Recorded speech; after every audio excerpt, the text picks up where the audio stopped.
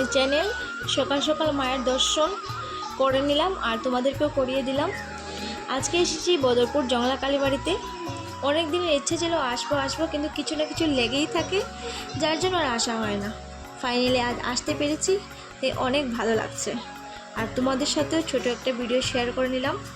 মন্দিরে এসে দেখি পুজোর তো অনেক বাকি আছে, প্রায় 12টার দিকে শুরু হবে। তাই আমাদের একটু তাড়া ছিল, তাই আমরা নিজেদের মতো করেই পুজোটা করে নিয়েছি। পুজো করে তারপর বাইরের দিকে একটু ঘোরাঘুরি করে নিলাম, ঘোরাঘুরি করে একটু ভিডিও করে নিলাম। যাই হোক, খুব ভালো লাগছে, প্রায় অনেক দিন পরেই মন্দিরে আসা হয়েছে। তো এইবার আমরা রওনা হব বদরপুরে সিদ্ধেশ্বর বাবার মন্দিরের উদ্দেশ্যে। বদরপুরে আসবো আর সিদ্ধেশ্বর বাবার দর্শন করবো না, সেটা কি হয়?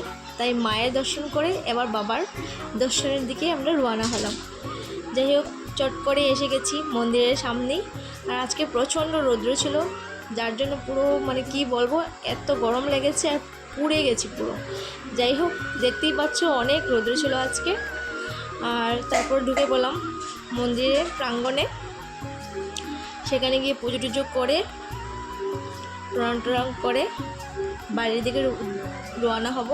তো ছোট্ট একটা ভিডিও তোমাদের সাথে শেয়ার করলাম। আজকে ভিডিওটা কীরকম হয়েছে তোমরা একটু কমেন্টে বলবে। আজকে প্রথমবার ভিডিও শেয়ার করেছি। আবার দেখা হবে তোমাদের সাথে নেক্সট কোনো ভিডিওতে।